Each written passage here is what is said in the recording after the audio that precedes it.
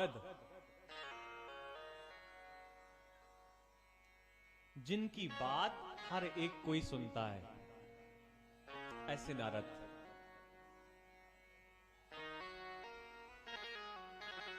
एक दिन नारद जी भ्रमण करते हुए ऐसे ही उत्सव चल रहे थे वृंदावन में, तो वहां पर पहुंच गए और वहां पर एक माता अपने 2 पुत्रों के साथ विश्राम कर रही थी, लेटी हुई थी। नियम क्या होता है? नियम ये होता है कि मां वृद्ध हो और बालक नवयुवक हो। भाई जब मां वृद्ध होगी उस समय बालक की युवान अवस्था होगी, लेकिन यहां पर दृश्य उल्टा है। एक मां, उसके 2 बालक, और वो दोनों बालक वृद्धावस्था को प्राप्त किए हुए हैं, और मां युवती है। मां का नाम क्या है? भक्ति। और उसके पुत्रों का नाम क्या है? ज्ञान और वैराग। वृंदावन में जाएंगे आप तो वहां पर भक्ति तो आपको अटूट मिलेगी, और वो भक्ति वृंदावन में भी नहीं होती, वो सब जगह होती है। मधुशाला में भी गजब की भक्ति होती है। जैसे उसका ढक्कन खुला तो 2 4 5 बूंद समुद्र वसने देवी पर्वत स्तन मंडले विष्णु पत्नी नमस्तुभ्यम पाद स्पर्शम क्षमस्व में। 2 4 बूंद लोग, बुद्धिमान लोग, धरती पे डाल जाते, बोले दवा है। इस धरती से तो उसकी उत्पत्ति हुई है। अंगूर ने अपने प्राण देकर के दिया है, मां तो अंगूर है। तो बुद्धिमान लोग सब जगह होते हैं। ऐसी ही भक्ति वृंदावन में बुद्धिमान है, युवती है, जागृत है, दौड़ रही है, सबके अंदर है। एक कोई भी व्यक्ति बिना राधे राधे तो कुछ होता ही नहीं है। अगर किसी को एक तरफ भी करना है तो राधे राधे कह करके उससे कह देंगे भैया साइड हो जा, नाम नहीं लेंगे। और वैसे भी अपने यहां नाम ना लेने की चर्चा है। अपने यहां पहले नाम नहीं लिए जाते थे, इशारों में बात हो जाती थी। बोले वो कौन सी बहू है? बोले वो बता 7 वाली है। अच्छा वो ए ब्लॉक वाली है। वो कौन सी? वो डी ब्लॉक वाली है। और वो तो बर्रा गांव से आई है।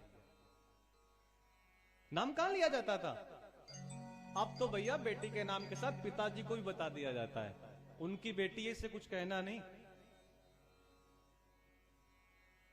तो पहले नाम नहीं लिए जाते थे, भगवान के नाम से ही सारी चर्चाएं हो जाती थी। तो भक्ति कैसी है? जवान। और उसके पुत्र ज्ञान और वैराग। क्रम देखिए, पहले क्या आएगी? भक्ति। और जब लगातार भक्ति से जुड़ेंगे तो फिर ज्ञान आने लगेगा, और बार बार ज्ञान के आंचल से जुड़े रहेंगे तो फिर वैराग्य भी आ जाएगा। भक्ति की चर्चा कर रहे थे तो ज्ञान के रूप में हमारे अध्यापक जी आ गए, बस वैराग्य ना आए आपको। तो ऐसा ही होता है, पहले भक्ति आती है, फिर ज्ञान आता है, फिर वैराग्य आता है। इसको इस कथा से समझिए कि भक्ति ज्ञान वैराग्य है क्या। जैसे ही साउंड की आवाज आपके कान में गई, भक्ति आ गई, और आप दौड़ करके घर छोड़ करके यहां पे आ गए कथा श्रवण करने। इसे क्या कहते हैं? बोलो, बोलिए। इसे भक्ति कहते हैं। और जब आधा घंटा पौन घंटा कथा सुनी तो फिर ज्ञान आ गया। क्या आ गया? ज्ञान।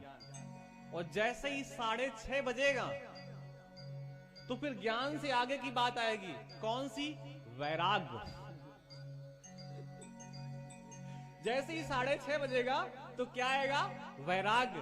कि पंडित जी आरती करवाओ, भक्ति तो हमने शुरू में कर ली थी, बीच में ज्ञान आ गया था, अब वो आने वाले हैं, इसलिए हम वैराग्य चाहते हैं आपसे।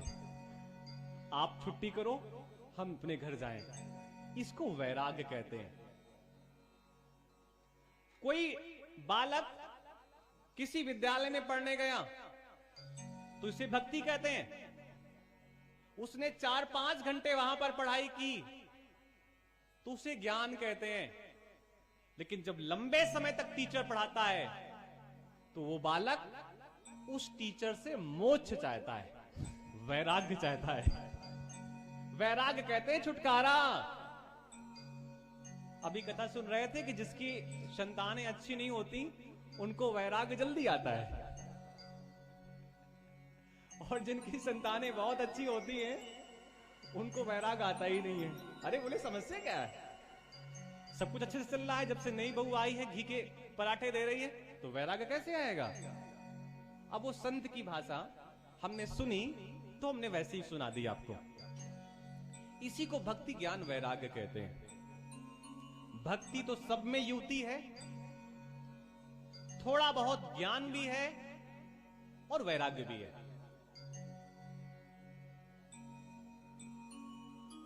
आप जैसे ही ट्रेन में बैठने के लिए गए तो भक्ति आ गई। हमारी ट्रेन, किसकी ट्रेन बोलो? हमारी ट्रेन। वो पीयूष गोयल की ट्रेन नहीं है। किसकी ट्रेन है? हमारी ट्रेन। जब पूरी ट्रेन आ गई तो फिर पूरी ट्रेन से मतलब नहीं है, फिर किससे मतलब है? हमारा डब्बा। अब भक्ति कहां पे जुड़ गई आपकी? हमारे डब्बे पे। और जैसे ही डब्बे में अंदर प्रवेश किए तो फिर पूरे डब्बे से मतलब नहीं है, हमारी पर्ची कहां चिपकी हुई है, हमारी सीट कौन सी है। तो आपकी भक्ति किससे जुड़ गई? अपनी सीट से।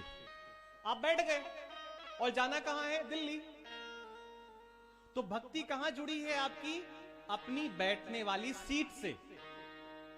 और वहीं बगल में कोई एक मां अपने छोटे से बालक को लिए खड़ी है, उसकी तरफ देखना भी नहीं, कहीं वो ये न कह दे कि भाई साहब थोड़ा सा हमको बैठने की जगह दे। उसकी तरफ देखेंगे नहीं। क्यों? भक्ति है कहां? सीट से। और जैसे ही मालूम पड़ा कि अरे दिल्ली तो आने वाला है, बस आधे घंटे बाद दिल्ली आ जाएगा, तुरंत ज्ञान आ जाता है। अरे बहन जी आप बहुत देर से खड़ी है, मैंने तो देखा ही नहीं। आपको तुरंत ज्ञान आ गया। बड़ी ज्ञान की चर्चा है। अरे यहां पर कोई अच्छा पुरुष ही नहीं है, देखो बहन जी कितनी देर से बालक को लिए बैठी हैं, खड़ी हैं। अरे कोई सीट दे देता, क्या आया? ज्ञान। और फिर धीरे से कहेंगे बहन जी ऐसा करिए आप हमारी सीट में बैठ जाइए। सीट से क्या आया? बोलिए वैराग। इतना व्यक्ति होशियार है। कितना होशियार है? अभी तक तो सीट से प्रेम था, लेकिन सीट छोड़ने वाले हैं तो सोच रहे हैं प्रशांत भैया के चलते चलते थोड़ा सा पुण्य कर लें, खड़े हुए व्यक्ति को सीट दे दे। यही भक्ति, ज्ञान और वैराग्य की चर्चा है। जिस धूल पे भगवान ने रमण किया, विहार किया, उन्हीं का नाम रमण बिहारी है। जिस रेती पर भगवान चले उसी का नाम रमण रेती है। जहां के वो राजा हैं उन्हें रमण रेती सरकार कहते हैं जी। और किसी भी नाम के साथ बिहारी जुड़ जाए तो उसके दो ही कारण होते हैं। या तो लोग कहते हैं बिहार से है, बड़ी मेहनत वाला होगा, बिहारी है। लेकिन दूसरा मतलब होता है कि ये भगवान से जुड़ा हुआ है। रमण बिहारी, छैल बिहारी और अनेकों बिहारी। उसी रेती पर बड़े बड़े संत महात्मा रेती का कण ढूंढते हैं कि वो कण मिल जाए जिसपे भगवान के चरण कमल